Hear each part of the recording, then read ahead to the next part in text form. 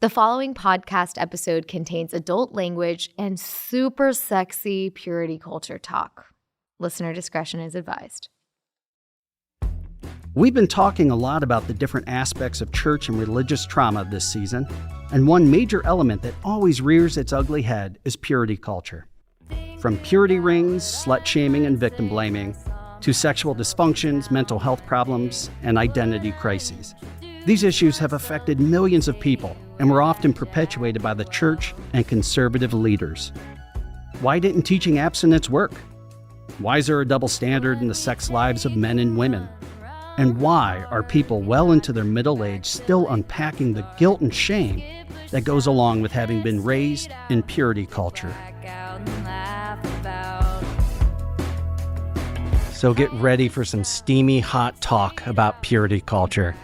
We have an awesome panel joining us. I'm your host, Matt, and this is the Going There podcast.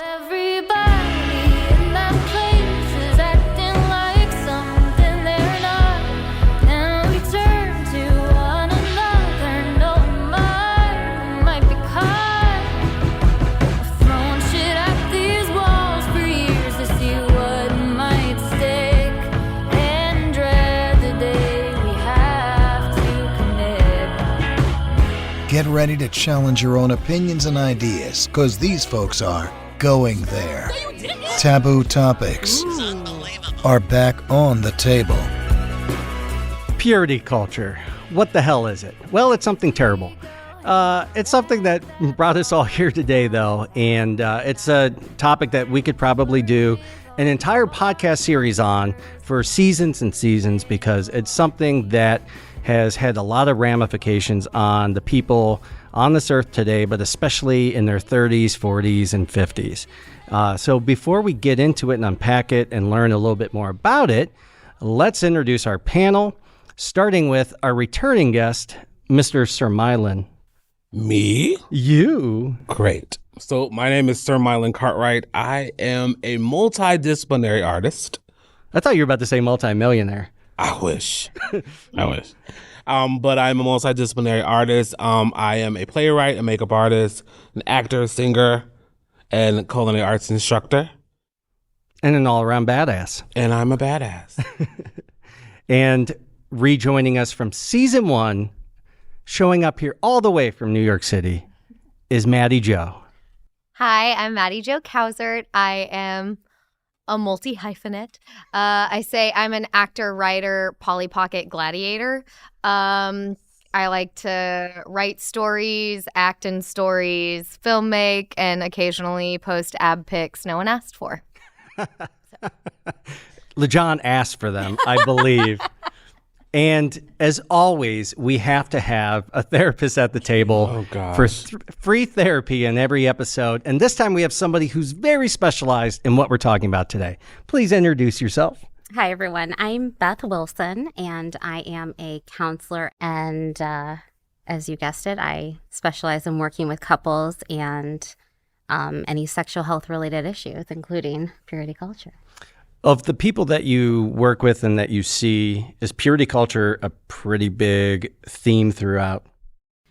I would say that in most of the cases that I see, it probably hovers around maybe 60% with either the individuals, or if I'm working with a couple, one of the two probably has some remnants of purity culture that they're struggling with. And the other 40% just don't know it. Yes. That's my assumption. Yeah. Because we'll talk about it here in a minute, but even if there's not a religious element to it, our generations went through that. You were raised to believe, unless your parents were specifically teaching you in a different way that is mainstream, it was like abstinence is the only way. It's the only way. Stay pure. Just don't have sex. Because that's biologically possible. Before we get into the informational side of this, I want to ask my other panelists, what do you think of when you think about purity culture? Is there something that defines it to you? I don't know. I kind of think of like Mormonism or, some type of religious aspect of it, tradition. Yeah. Yeah. Sometimes, we think of pure, of course, as being white, as Mary Jo said earlier before we started filming. But of course, like you think of just abstaining, just, tradition, religion, those type of things come to my mind when I think about purity. Maddie Jo, is there one thing that defines it for you? I think the upholding of, like, the militant upholding of gender roles. Mm-hmm. So that if you do not fall into each one perfectly, everything falls apart. But as we know, upholding those standards militantly is so harmful to both men and women. Yes, absolutely. As we talk about it in this episode too, I want to mention that because in the traditional sense of purity culture, there's only two genders. And so when we're saying men and women, of course we mean there's all kinds of different classifications and non-binary people. But according to purity culture, there's just two. So, and I love to put my foot in my mouth. So if I misspeak, please tell me. I'd love to hear that. Beth, would you say there's one thing that you think of when you think of purity culture? The sort of definition of purity culture sort of arised from the white evangelical Christian church in like the early 1990s. But it really, to me, it encompasses any sort of extreme religion. Not to bash, any particular religion, but it becomes a problem when you have your values, the individual's values no longer fall in line with whatever religion they were brought up with. And that can vary it's cross-cultural, and it can vary from any religion. So do you think it's like a grooming thing? Purity culture? Yeah. Oh, it's definitely grooming for women, and it's a control thing. I think. It's the thing about purity culture is it is and I realized this in my own journey, it's the perfect recipe for perfectly upholding rape culture. Yeah. Because all of the onus in sexual anything is on women. So therefore, if something bad happens to us sexually, there again, the language, right? It happens to us. It was done to us. It was not done by someone else. Then it's all our fault. Like all of the language around it. Yeah. Or like, why were you at his apartment? Why did you wear those stockings? Why did you drink? Why did you do anything normal other than have your door locked watching Friends and someone beat your door down with a baseball bat and raped you? Like if that's not your story, what did you do to cause this? And that's the story of purity culture. It like lays the foundation perfectly to set up American culture at large that is rape culture. Purity culture doesn't teach consent. No. That's probably the biggest part, because it basically says there's an absolute. And when you have an absolute, okay, so it's abstinence, right? We talked in one of the episodes about an abstinent diet. So if you're looking at abstinence, it means you can't do it at all. Not in moderation, not in a healthy way. So if you fuck up, when I gave up sugar, which is really hard for me, I'd have an easier time giving up sex, to be honest. I give up sugar, and then I eat a candy bar. And I'm like, well, fuck it. I might as well eat 100 candy bars now, because I've already ruined this abstinence that I was trying to perpetuate in my diet. So you're setting yourself up for failure, because you're teaching it to kids who are going through puberty, who are walking hormones, and you don't give them a positive outlet for it, even on their own time, even any kind of form of masturbation or anything. It's like, it's all wrong. And not just that, but God is frowning on you. So you're in the corner crying, jacking off, and going, God, please don't punish me. Yes. Purity culture has so many problematic things. And you had mentioned it, and you said Mormonism. It's certainly not just evangelicals, but the evangelical movement in the 90s was what many of us in our generation saw. But yeah, it's Islam has major rampant problems with that, and of course you have Mormonism and some of the different denominations and sects of the Christian church and the Christian faith. And what it comes down to is it's something that we know that doesn't work. But what they did was they created a lot of mental health problems in people who came out of it. And I won't speak for anyone else at the table. I'm one of those people who has a lot of issues that I'm still at 40 years old unpacking and trying to figure out, why am I so fucked up? And God, please stop crying. I just have to finish watching this video. Not yet. No. Yeah, 5 more minutes. So Beth, what's your job? What's your role as a sex therapist, people working through these things? My role is really just to help them begin to heal when they've made the decision to remove themselves from purity culture. And it's a very long process. It's not something that you can get done in a couple of sessions or even probably a year. And also something to keep in mind is even when people are, brave enough to stand up and be their authentic selves and embrace their recovery, there's times when they may fall back, you know what I mean? Yeah. And like even months, what it looks like when they first come out of purity culture may be completely different, like a month or even a year. So what does that look like, Beth? Like, what do you tell someone that's coming out of purity culture? Like, start off with a hand job. No, a lot of it is, well, I can't speak for Beth, But I like where he's going. You know what I'm saying? Like, what does that look well, like? that is actually, all joking aside, that is part of the process. Okay. People coming out of purity culture they have very low, I'm going to throw a scientific term. Please do. We want people to listen to us and not think we're just all dick jokes. And that is called interoception. And it's kind of like your body's awareness of, somewhat space and time, but it's also, just the internal, it's kind of known as like the 8th sense, if you will, interoceptive awareness.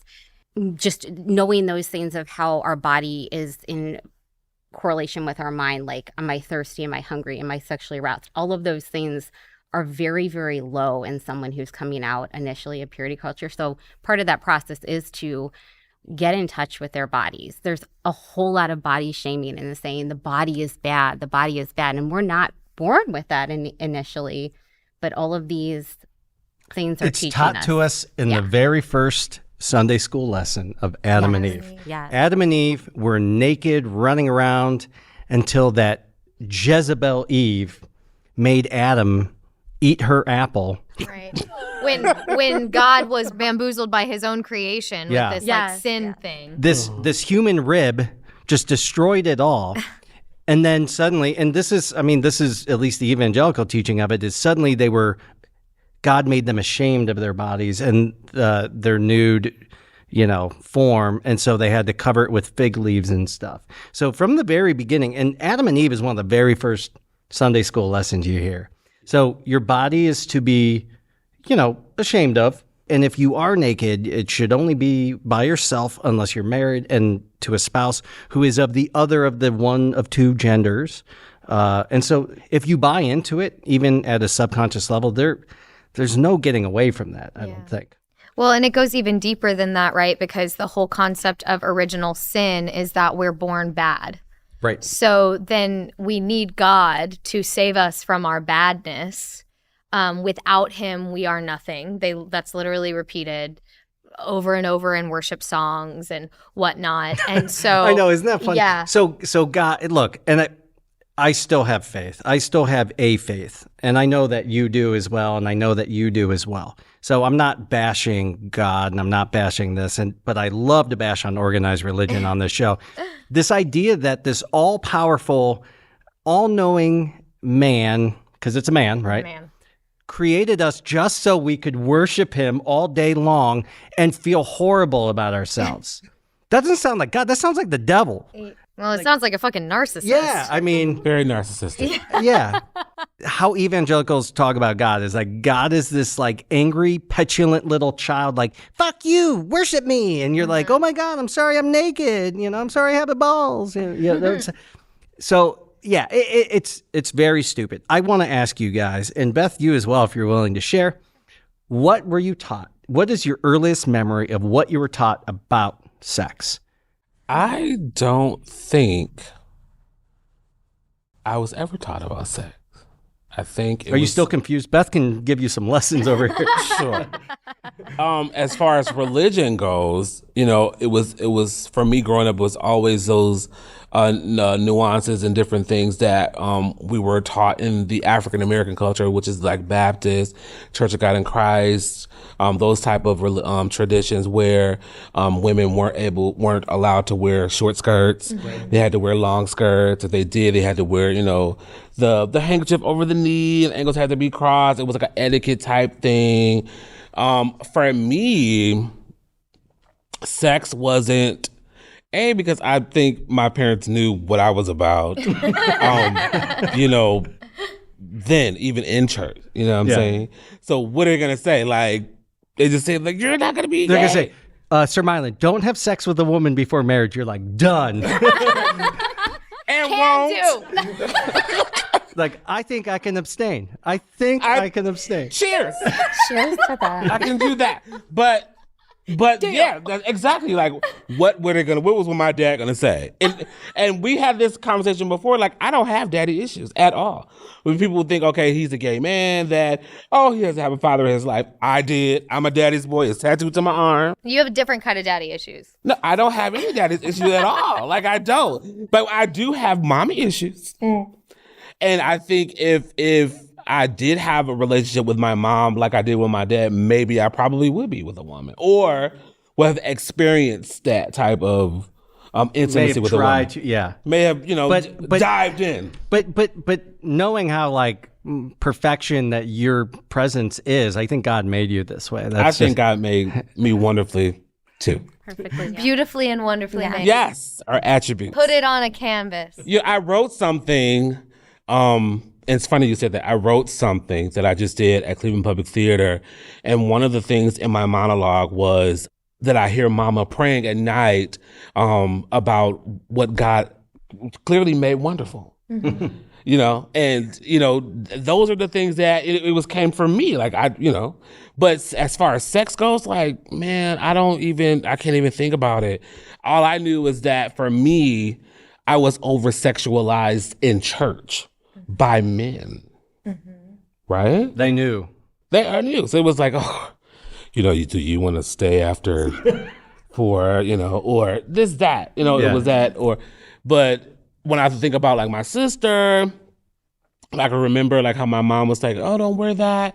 Don't do that. You don't want any man. But I think it's a little different in African-American culture. Oh, yeah. I was going to say, unless you're part of a very rare sect of the Baptist church, sex is not focused on in the black church culture as it is in the white, but you have a whole different issue, and we've talked about it a little bit in season 1. I want to get into it today too, of the purity culture of like, gay is not acceptable, except for behind closed doors, like, by the way, meet this guy in the rectory, like that kind of shit. That kind of stuff, yeah. But that is it. Like, even with, when I think about black women, who I feel like, black women are the most unprotected species on this earth. Absolutely. Because of, what has happened to them through history. Right. So, of course, that tradition is going to transcend over and over and over again to what today. Yeah. Black girls don't know, the purity culture. They just don't. They don't know that it's okay. They feel like that's what they need to do. Yeah. Right. They need to serve it up. Yeah. That's what they need to do. Whereas, Mary Jo, who didn't experience that, where her dad was like, look, don't screw. Oh, you can say fuck. I can say fuck? Yeah. Okay, great. So, don't do it. Like, don't fuck. Don't let a boy touch your titties. None of that. Don't let that happen. That is a goddamn shame. It is. Yeah, but like, Maddie Jo, what were you taught? What was your earliest memory of being taught about sex? I'm glad there's a therapist present. Yeah. Because to be honest, Start the clock. I always joke that like my upbringing was like 50-50 Seventh Heaven, Winter's Bone. Like I have like half my family's meth the fuck out. The other half is pretty Jesus, like straight lace, whatever. And so when I was over at my cousin's house, part of like the Winter's Bone crew, she taught me how to masturbate, essentially, which I didn't know that's what I was doing. How old were you? 5. Yeah, young. And she knew, because she had been exposed to things sexually because of her mother, that like I hadn't been exposed to, right? And so then my mom would like catch me doing this, and then she'd just be like, don't do that. You know, like, even though it's the most normal thing ever, kids masturbate as young as like 2 years old. Like, it's not a weird, like, but she'd be like, don't do that. And there was something even then that I knew, I don't know why this feels like I should be secretive about it, but it does. So that was kind of like my earliest, but then I didn't get a talking to about it probably until like 5th, 6th grade. And They're then like, it was you gotta purity stop ring. doing that in the middle of class. Quit it, Maddie Jo. You've gone to the principal's office 7 times for masturbating this week. No, but really it was the school that I went to was like, even like there was a 5th grade girl in my class pregnant. Jesus. So my parents were really afraid. You know, so I think that also lent itself to the abstinence. But also my parents, like, they did the whole, like, well, they didn't wait until marriage, but that's a whole other story. And that seems to, that is such a common freaking story where it's like, don't do what I do, do what I say. Don't have sex. Yeah. I mean, we did, but don't have sex before you're married. Well, my parents were very much like, my memories of it are pretty much, you know, my parents glorifying and uplifting sex within a marriage as the best possible way you could have sex. And they would instill this in us by like, my parents were pretty, I'll just say it, they're like pretty horny for each other still. Like they hit each other on the butt, they make out, all this stuff. That's super fantastic. Yeah. But they also lend the idea that this is the only type of healthy sex. Yes. So that was my perception. In God's eyes. Yeah. Yeah. Well, period. Like they would back it up with like, well, you know, this is the case in which you're the most like emotionally safe, and which is not true, right? There are plenty of people in marriages who are not emotionally safe. Yeah. They're actually in abusive situations, you know, and like, so anyways, it wasn't just because it was the way that they saw it doesn't mean that that's actually the truth. So I want to, this is a really good point I want to make. And this is completely candid. In trying to get this episode together, you can't do purity culture without a white female who was raised evangelical. And some of the other females who I know, who I also have talked to over the years, who experienced some of the same things that Maddie Jo, I'm sure, will be sharing today, there's a lot of one foot out the door and where they're saying, no, it was really harmful, but I also still believe that it's really sacred and should only be when you're married. But also I believe that like it was really fucked up. But also I don't want to say anything bad about my parents and the church. Like it's allowed to be a complicated thing where it's not an absolute. You're not saying your parents are terrible people for doing it. You have a very healthy relationship with your parents. But because my parents have admitted that some of what they did was not okay. It doesn't excuse, which is rare. It doesn't excuse what they did. And even if their intentions were good, even if their intentions were for the best, it still means that there's accountability in coming to terms with those things. And it's so funny to find people who I'm talking to who I assumed were at the same place that I was, and that's my own ignorance, I guess. And they're like, yeah, but I don't want to bash this. And it's like, I think you need to burn the whole thing to the ground and then figure out what's still left there, what if the framework is still intact. Yeah. So, I mean, it's great when you find somebody like you who has burnt the fucker to the ground and then said, but now I still see the pieces that matter. Like your parents don't matter to you. Yeah, absolutely. Well, I think in my book, I call it the necessary pendulum. Like you have to pendulum to the other side. And what's your book? God, Sex, and Rich People. I haven't decided on the exact follow-up, like subtitle yet. She doesn't know if God or rich people or sex is going to come first. I think put sex, and sex. Yeah. That will sell like hotcakes. But yeah, I don't know if the subtitle is going to be figuring out faith, fucking in the 1% or something else.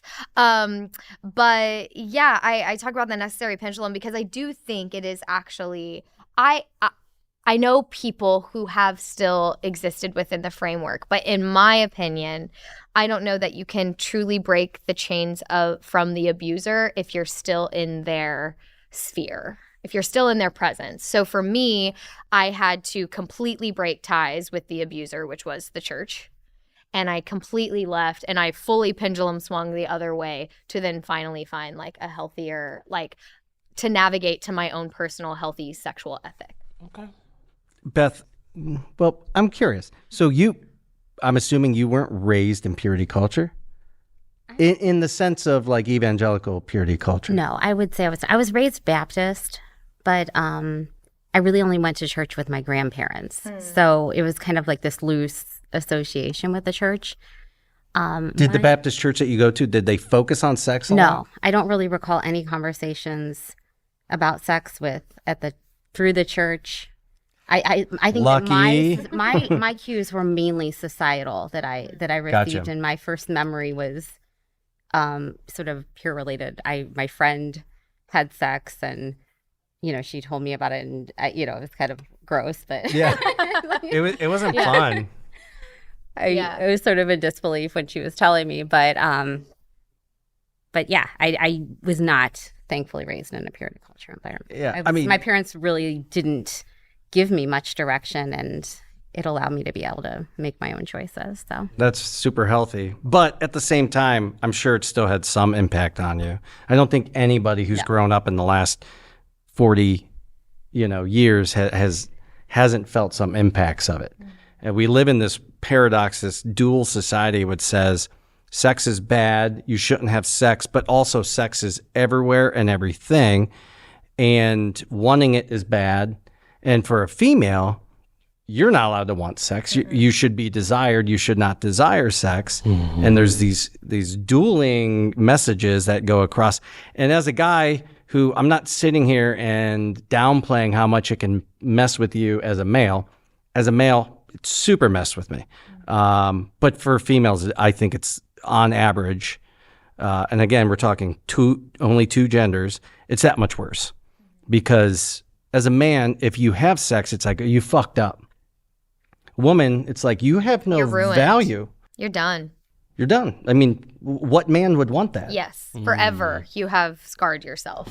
You're marred. Yeah, you talked about it, and it's actually been randomly in several episodes this season about the gum, like the chewed gum. No one wants a chewed piece of gum. Yeah, like any symbolism of that, right? Like the Oreo that everyone has licked.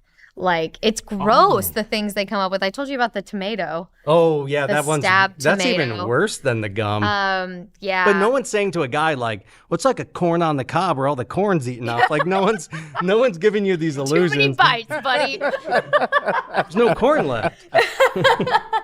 Well, yeah, I mean, I was speaking to your wife on the way here about like deconstructing purity culture for a woman, because I can't speak to the male experience, obviously, but like the women that come to me because of my blog content and whatever, the things that they come to me with, it's like so similar to what I went through. And it takes a long time, to your point. It's like it's not linear, first of all, and it's not something that you can just do overnight. And because it pops up in ways that you're like, really? Like, that's where this is coming from? So, like, for example, this woman was speaking to me about how, like, she still really struggles with this idea that if she sleeps with a guy, quote unquote, too soon, that must be the reason she's having bad luck with success in dating, right? Is because she desires to have sex with these guys, but then she does it and then they no longer respect her. That's the narrative that is going through her head. And I said, okay, well, something just as like seemingly simple as that, right? Which is a narrative in our culture at large. I think the whole like giving it up too soon, the chase is over, like all of that, but definitely heavily perpetuated in the evangelical church, is fraught with untruth, which is, first of all, it frames women as a conquest. Right. And so that gives men the permission to look at women's sexuality as something to be conquered, not experienced. And then you have to ask yourself, do I want to be with a man who looks at a woman's sexuality as something to be conquered instead of mutually experienced?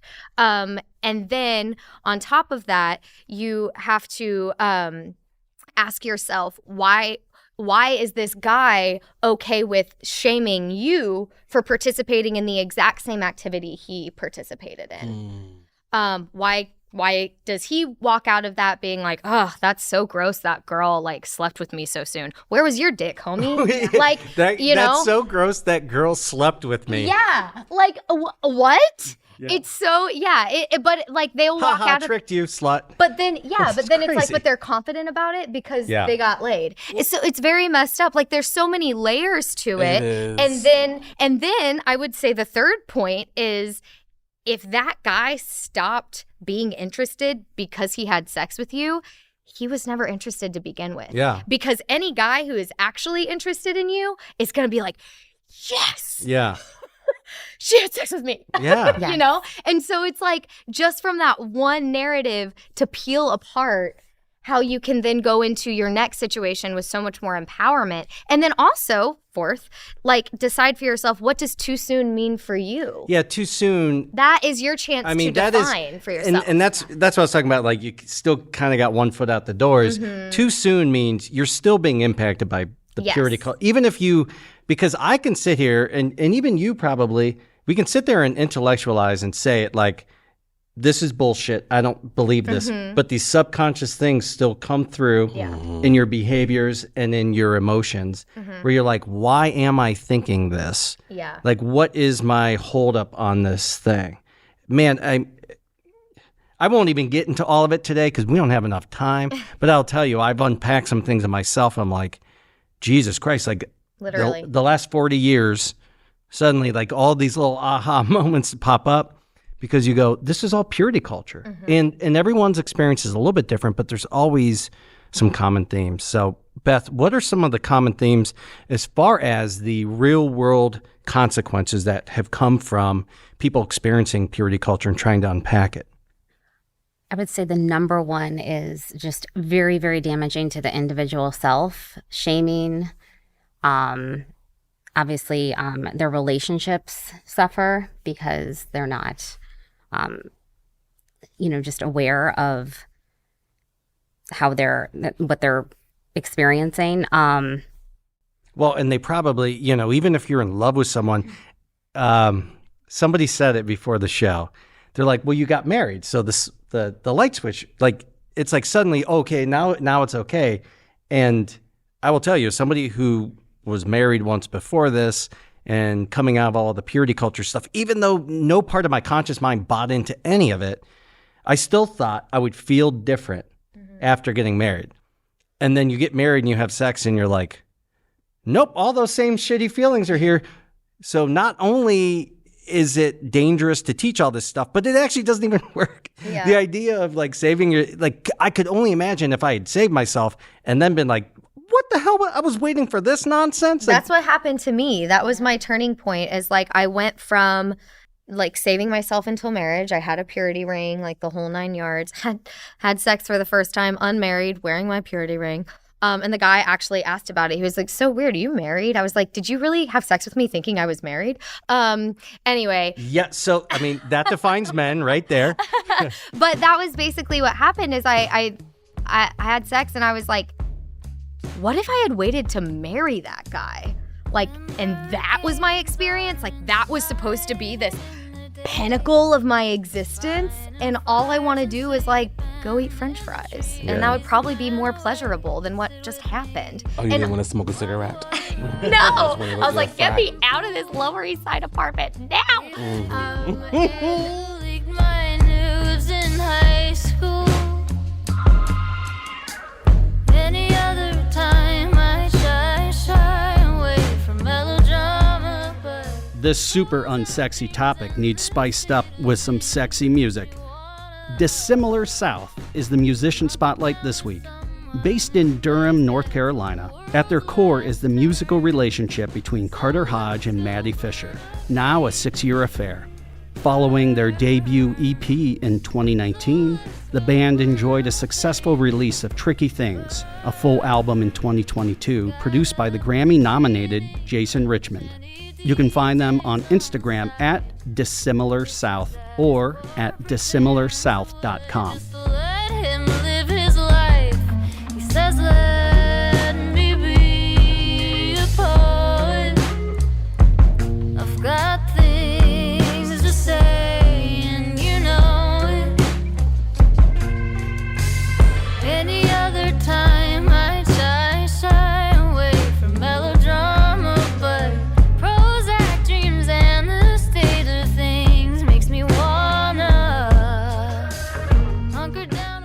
This is my OG purity ring. The diamond is missing. There's probably like food in there. And look at how bent it is. I always like to say this is like hugely indicative of my purity efforts. White knuckling it all the way through. And then this is the purity ring that we used in the God, Sex, and Rich People proof of concept pilot.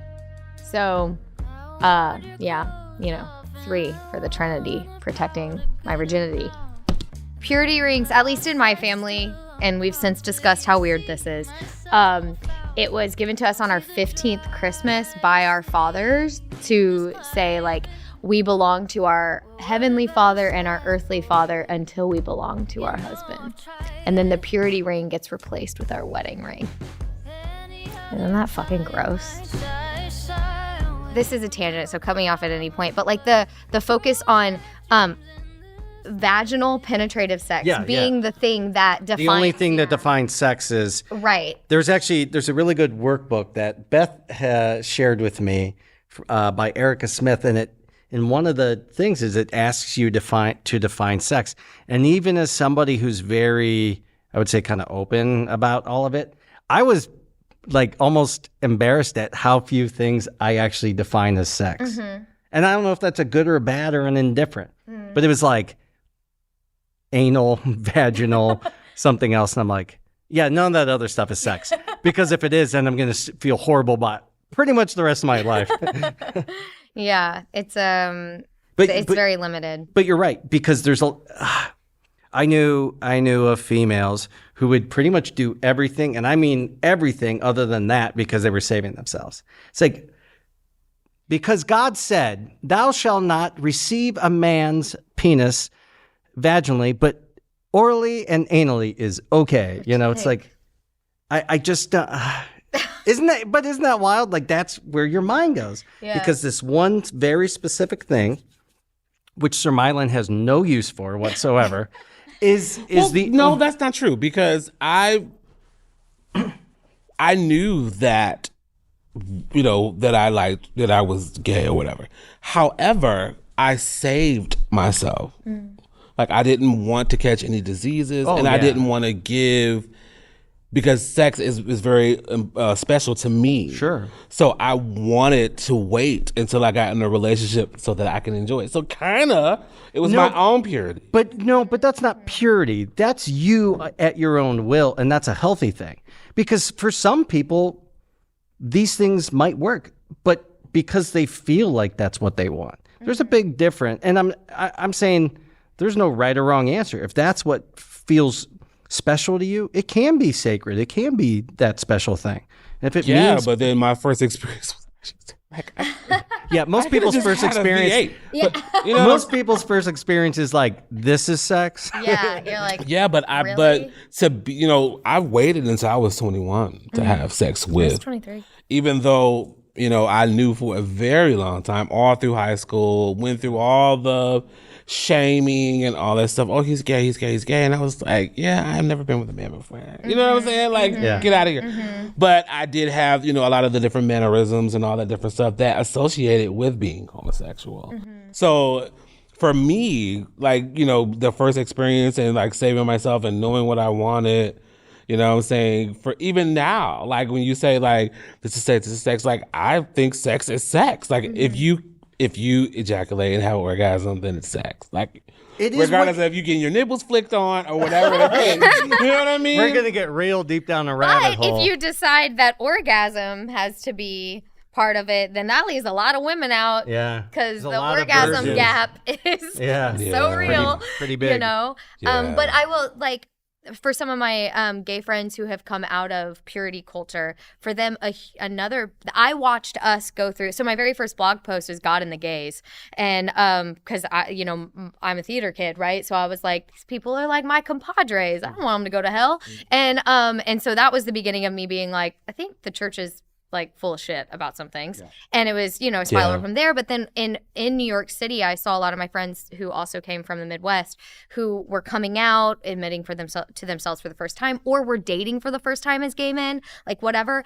They had just as little idea of constructing a sexual ethic for themselves as I did. Like we were all just like what to do, and we all felt pressure from the different parts of society that told us how we needed to be. Theirs was different, which was like, as a gay man, you need to be sort of like flippant about sex, and the emotional attachment shouldn't matter. You should just be able to like go in a bathroom and fuck and then move on with your life. And then like, which there's no problem You're with, onto something. but they just didn't feel as empowered, or they didn't have the tools to navigate it either. And that's true. Well, I just wanted to speak to this, narrow definition of sex that you mentioned, the penis and vagina, and how that's not just detrimental to, it's also really bad for even heterosexual men, because it's just this mentality. I see a lot of erectile dysfunction cases where they, you have to kind of broaden that definition in order to experience pleasure or to maintain an erection, and that sort of societal mentality, whether it's from purity culture or society or whatever the experience was for that individual, is very damaging. So incredibly. I mean, purity culture is, I think for a long time I was like, fuck men, there's like the Me Too movement, and I was very angry about a lot of things that were going on in my life revolving men. But now, again, once like the pendulum and then back to middle, I can see this affects men hugely as well. Yeah. And I think understanding that has actually made my sexual relationship so much better, because I can have like empathy and grace for the pressures that are put on them, which is this like performative thing that it is what their masculinity is defined by. So if they can't show up in this perfect performative way, then they've failed, and it causes so much insecurity in them. So and if you know that they can't take them to Pound Town. If there is any sort of anxiety that is, or any sort of emotions or thoughts that are affecting them not being able to have an erection, which is supposed to not happen, right? Like, men are just supposed to be carnal. They must have done something wrong. Right. Like, they see some boobs, they should be able to get hard and do it, right? But if there's any sort of emotional involvement that might affect that, they're like, ugh, I'm a failure as a straight man. And so if I can understand that and be like, no, let's like have an honest, vulnerable conversation, And it's the idea that if you're a good person and God likes you, like he will find a woman for you. And so if you're somebody, what's that? That will make you come. Yeah. Yes, that will make you hard always. Let's hope so. And so if you're this like repressed, very like awkward person, and you just want someone to love you or touch you or whatever, and no one's interested in you, it's like, well, God's punishing me. Why is he doing this to me? And that's how I felt. For a very long time, I felt like that, because I was like, I was very awkward. Even, in my coming out to going out to the clubs and driving back from Kent and going downtown to all the clubs, whatever, and meeting guys. And it took a while for me to get that natch, you know what I'm saying? Even sexually, I just felt like I was awkward and I wasn't, so I was like, okay, this is God saying, oh, great. Because I know what my gift is. I know what my ministry is. I know what my calling is. So I was saying, okay, well, God, why did you make me have these desires? Because it wasn't something I just flipped on a switch. Yeah. And I was never raped or molested that I think of that would make me want to be with a man. And we talked about that before. Yeah, so why? There's a lot of those assumptions that, somebody must have done this to you. And no. Yeah. I didn't have that. I don't recall it. And there's nothing that I think I compartmentalized that, hiding like, oh, my brother touched me. Like, I don't think that was the case. Yeah. And Beth, to your point earlier about purity culture hugely affecting self, right? Like, I think that you're speaking to that, and I experienced it too, which was I had massive self-esteem issues because the only way I knew how to define myself was desirability from a man. And when it wasn't going well, I equated it to God was punishing me because I had sex before marriage. Right. And my whole life, was like, that was my narrative. What's funny is that I was in a relationship for 15 years that he did not make me feel desirable at all. And so I was like, this is a continuance of my awkwardness of growing up, coming into this lifestyle. And it wasn't within the relationship that I did start to feel desirable, but not by him. And it was a woman. that made me feel, oh, you're just so handsome. And I'm like, girl, like, really? You think I'm cute? But it went from that, and then she kind of unlocked something. And I think it's something within me. Yes. And it was unlocked, and then I started to become desirable to a lot more people. I cannot picture an unconfident version of you, just knowing you now. It was there. You did the work, man. That's awesome. And that's what I tell everyone all the time. Like, You did the work. It came with a price. Yes. Sure. Same. And one thing that I always tell people was that I learned humility. Once you master humility in life, then you can go through any kind of course.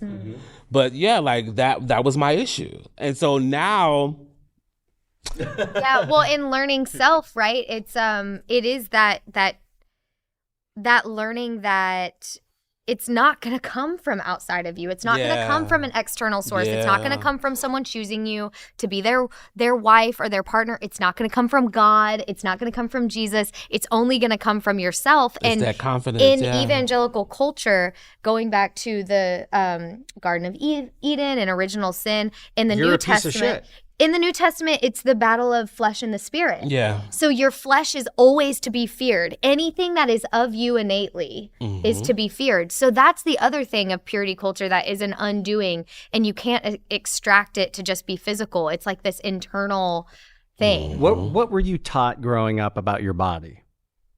Oh, Was it okay to be naked? Was it okay to be... was it something shameful? No, I remember I wore this like really cute outfit that I got from Delia's catalog. I know my millennial women know that reference. And it was like a really cute like pleated skirt and like a long sweater, double layer cami, very modest, and then like had these like leg warmers and high Assless socks, chaps. assless chaps, yeah, and these boots, and it was so cute. And I got to school and my pervy gym teacher made me change because he was like, your skirt's too short. I was like, my mom let me out of the house, so if she thinks it's okay. But I had to change. I got sent to the office and I had Was to this change my public clothes. school? Yeah, public school. And then, at church camp, it was the whatever your fingertips. We couldn't be showing our bellies ever. We had to always be wearing sleeves, if our shoulders were sexual. Oh, I was going to say, and why? Not because, well... To not distract the boys. To not distract the boys. Because boys are too stupid and they can be controlled by women. A mere belly button and their exposure. sexuality. And women... Yeah, I mean, there's this idea that women are constantly trying to entrap men with their sexuality. Yeah. Their feminine wiles. Yes. Yeah. And as a guy, it's like, well, I hope you don't rape her. I hope it doesn't go south. Yeah. Takes away the accountability from where it belongs. Yes. Exactly. There isn't really accountability in purity culture because it's not built in a realistic system that says like, here's just how things are and here's the real life consequences. It's like, you're going to hell, I guess. If you get into heaven, you're going to have to walk through that lake of fire. What did they tell you? What happens if you do break it? Yeah. So Is it just hell? I was sort of alluding to this earlier in our conversation, which is like, I didn't grow up with the concept that like particular sins were going to land me in hell. There was a huge influence on grace in my family, which... That's a whole other thing. But anyway, Grace was the name of her father's mistress. Right. Just kidding. No. But it was more that a choosing of a certain lifestyle and no longer being a Christian was what could make me. That's the unforgivable sin, right? Yeah, Turning your back on God. That's the blaspheming the Holy Spirit, whatever the fuck that means, which I think just means saying that I know better than God what's right for me, is the surefire, pun intended, way to go to hell. And so for me, it was this, as I started to peel away, like as I was accosted all the time with the lies of the evangelical church, I believed less and less in its virtues. And therefore I became less and less a Christian. And that scared me more than the punishment to not being a virgin or not being a pure woman or not upholding myself the way that like a desirable woman should was simply that I would not be desired. And that is the worst thing to be as a woman, is undesired by a man. See, That was and that was mine- lifelong punishment. Mine was the fear of hell, damnation, doom, all of these things. And we're going to talk about this in a future episode. We kind of talk about the doom and gloom of the Bible and end times and hell and all of that fun stuff. But it's funny that you looked at it in a very different way. Either way, it was like you're doomed to misery one way or another. Yes. Like, it was basically painted as no one will want you. And that was reinforced by the fact that I was the only one of my friends who wasn't getting married. You know? Yeah, that probably has a lot to do with it too, because isn't it so wild that virginity is held in this like high thing, and it's not for women, it's for men. You know, like the Muslim culture is like, oh, you're going to get these 62 virgins or whatever it is in heaven. As a man who's grown up and who's had sex, I would never want a virgin. Let me tell you. Like, I'm just saying that. Purity culture frames men as predators. There's so much Yeah. predatory language in Oh, purity that's why culture. Weinstein and Cosby and all Yeah. that. Oh, Purity culture. it's purity culture. I'm it's blaming true. purity culture. Like, when I listen to my girlfriend speak, I'm like, did you hear how you just talked about him? It literally makes him sound like he's a predator. It is predatory. And the Bible has all kinds of stories about predatory behavior, but it's dressed up as like, well, but I mean, God liked him, so he could do that. You know, yeah. King Good old David. You Yeah. go on and on. Solomon, right? Solomon, Was he yeah. the one with like all the freaking... So, Maddie Jo, you have a really important story, and we don't need to go into all the details because we talked about it a lot in last season. But I've come to find out more and more and more women who have very similar stories, which is after you lose your virginity, there's suddenly this idea, like I said, about eating the candy bar, where it's like, well, fuck it. And the problem is, the one thing that this is all about is about having like healthy sex in their view, the Puritan view. But then you actually go into self-destructive mode because of your loss of self-worth. And that's a very common story I'm finding from females who lost it. And that's the thing. It's something you're losing, Right. right? Your virginity is so special. When you lose it, you know, it's like the Lord of the Rings. You lost the ring. Well, you know, it's all over. Real briefly, if you want to remind the viewers and listeners, like what happened to you from there as far as it just kind of like self-destructive behavior of well, I have no value to a man now. Yeah. Yeah. So basically and it wasn't conscious. Like, that's what I always want to Absolutely not. reiterate is that until I got clinical professional help, I was not fully aware of all of these things. But basically what happened is after I lost my virginity and then I moved and then I was in New York City and I had pretty much settled into the fact that I was not going to get married. I was going to be on this path of an actor, artist, whatever. No one, much to my dismay, no men in their early 20s in New York City wanted to get married. I was like, really? None of you? But you're also rich. And none of them wanted to get married. I was like, okay, fine. And so I said I just wanted to have a lot of sex.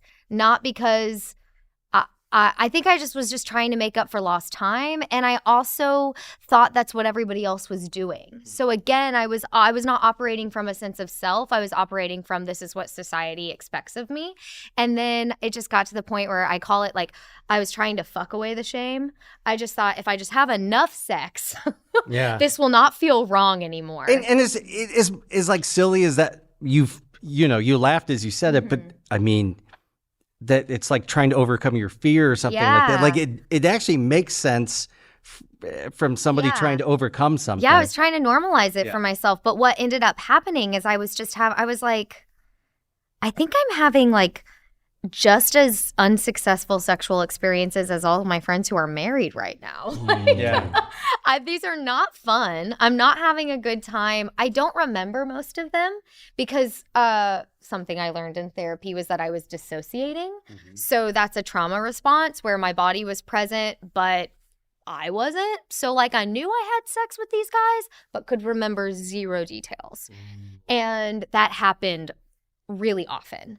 And so then the 2016 world was happening, and I remember I had I don't know, it was just this awakening. I underwent like a lot of personal stuff, personal development. I like started reading like Jen Sincero, making vision boards, working out regularly. I was vegan. There was a lot of transformation happening.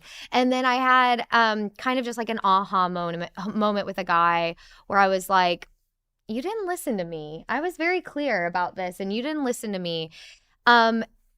So that's a whole thing. And then I was sexually assaulted in 2016 as well, right after the election.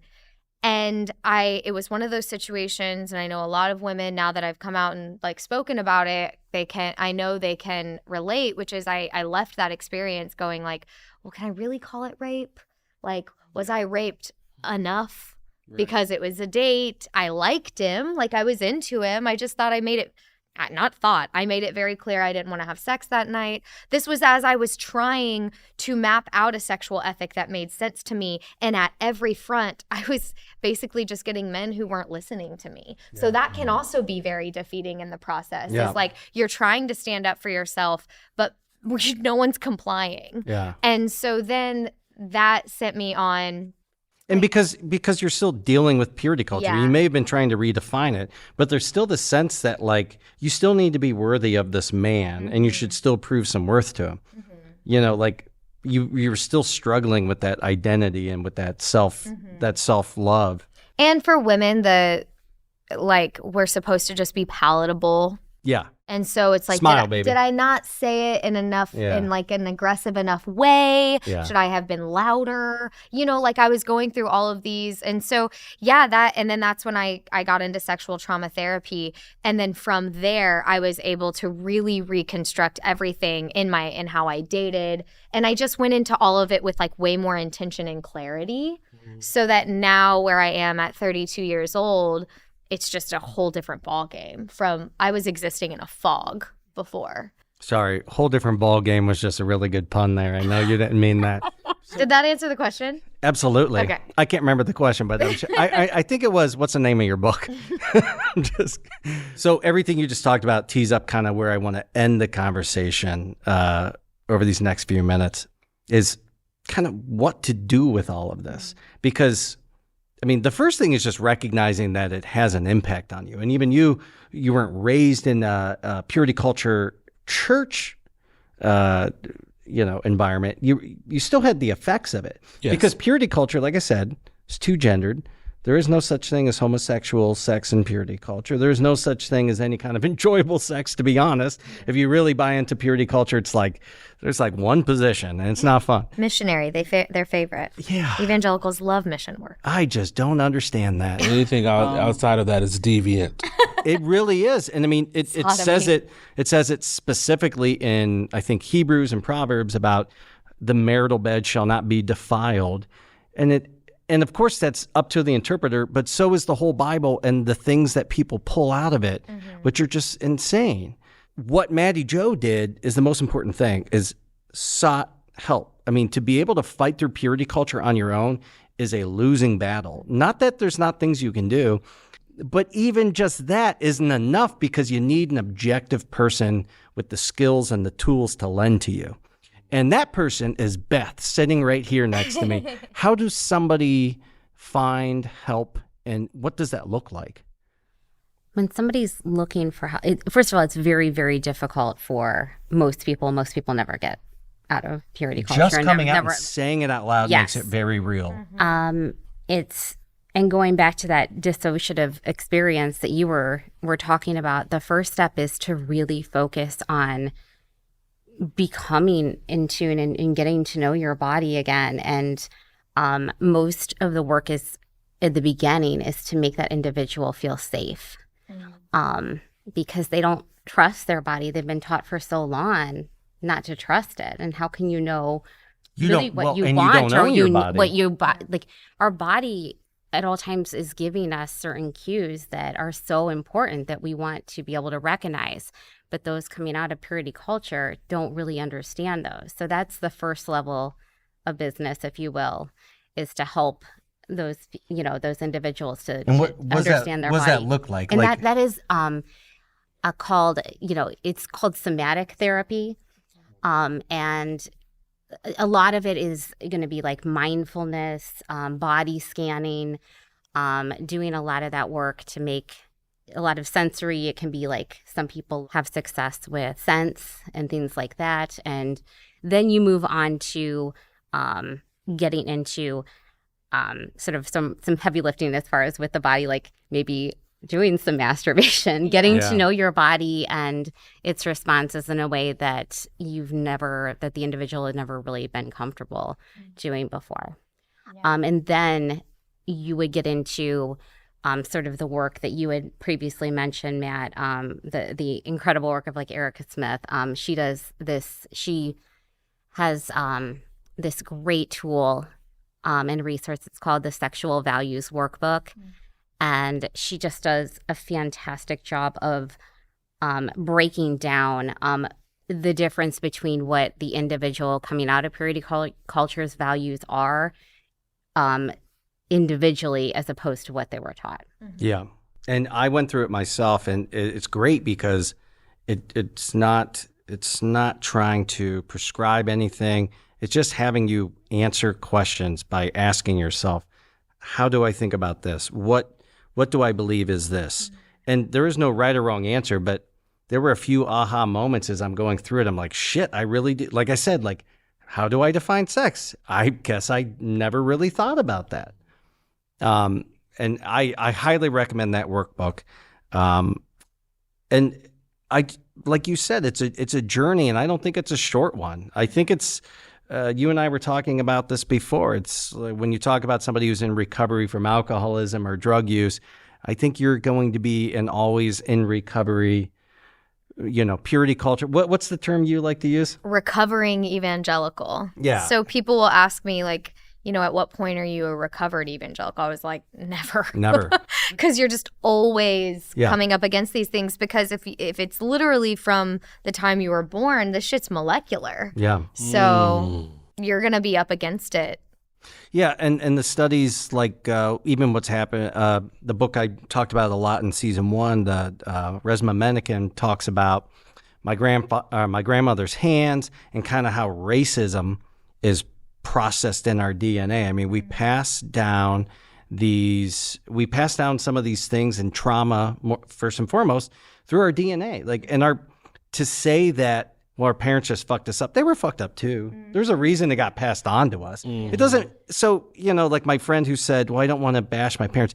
There's a big difference between saying they are evil and I hate them and saying like they still gave this to me and I need to talk to them. I will say, I don't know how much of it was based in reality, but I told my mom not that long ago that how we were raised was what we were taught about sex was really damaging. She's like, why? What? And I told her, she's like, oh, I don't know if she didn't remember or if she just was in denial, but she did apologize for what it's worth. And she felt bad. And I go, I'm working through it. I go, you got 4 other kids who probably never have. And I said, and I'm not trying to speak for any of them, but when 3 of them are women, I can only imagine what it did to them.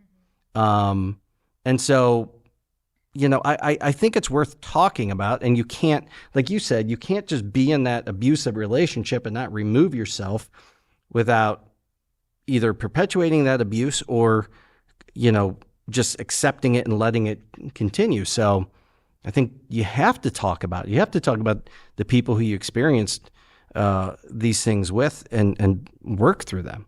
But the biggest thing is having help. You can't do it alone. Yeah.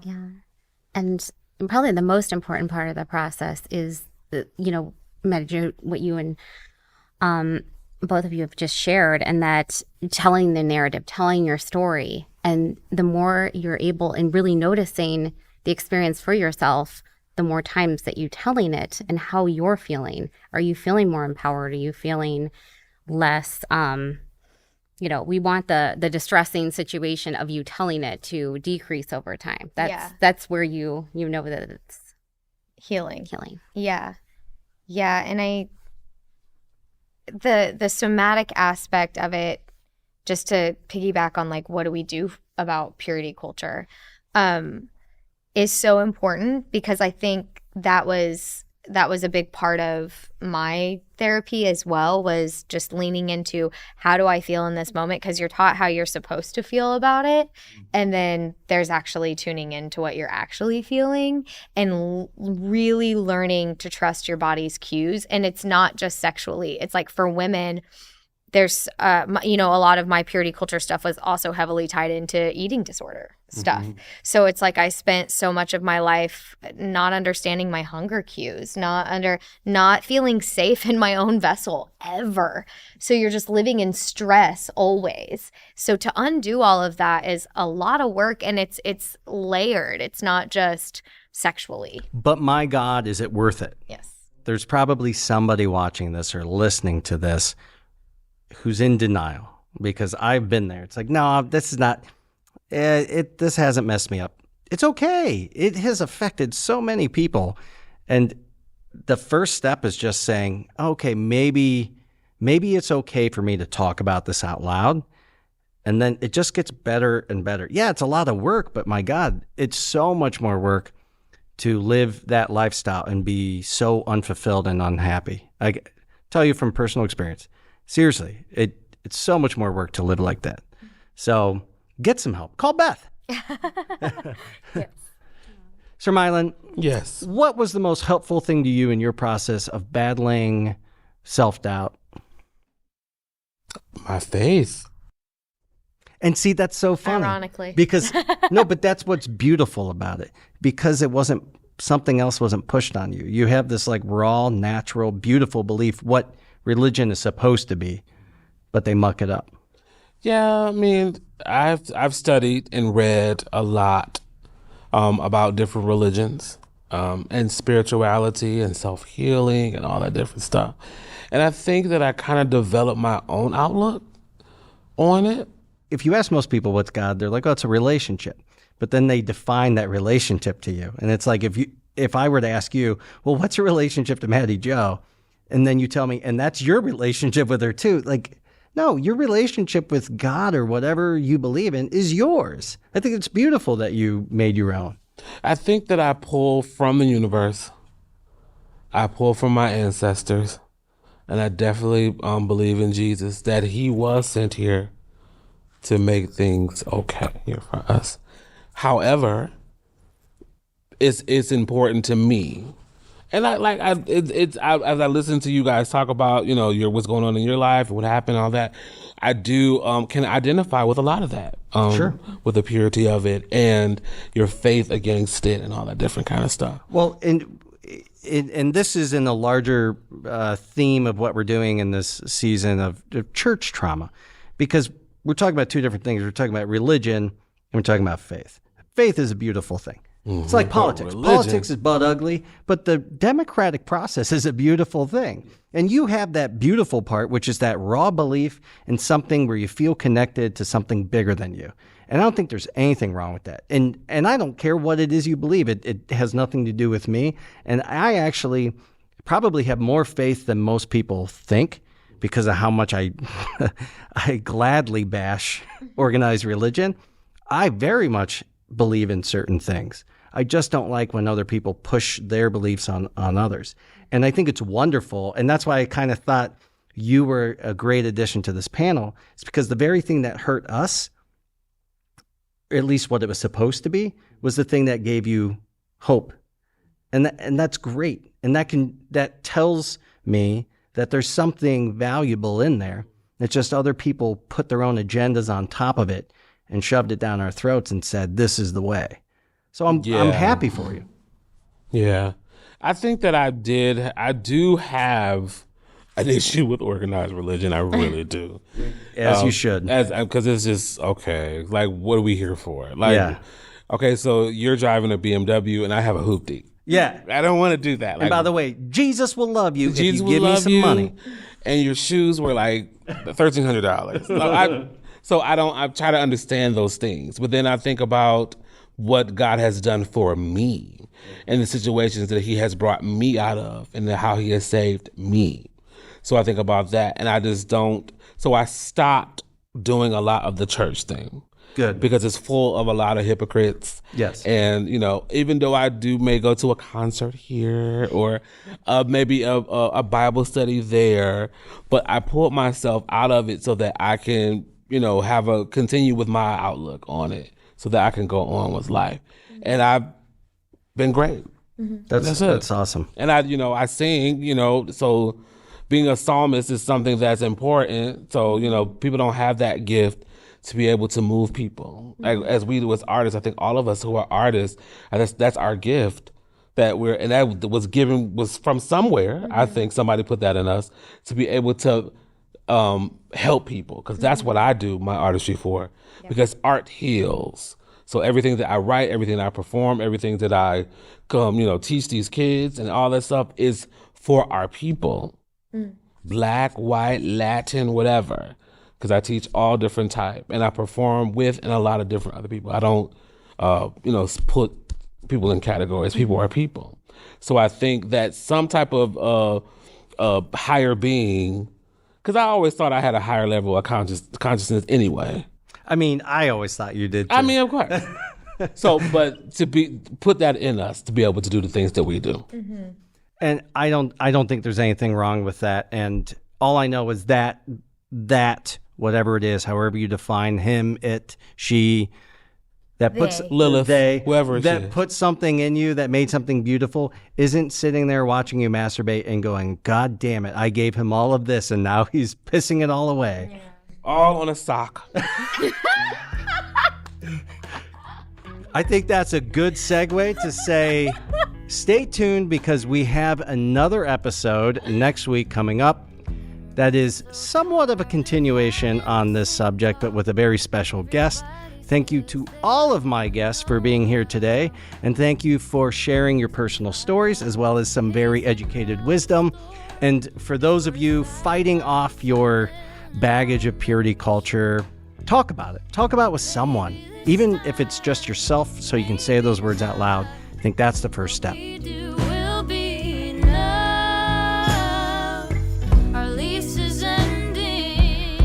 We just went there. Now you can go to thegoingtherepodcast.com for links to all the podcast platforms, our socials, and of course, YouTube. While you're at it, give us a rating, share with a friend, and subscribe. And next time you need some nice hanky-panky music, check out Dissimilar South. You can find them at dissimilarsouth.com.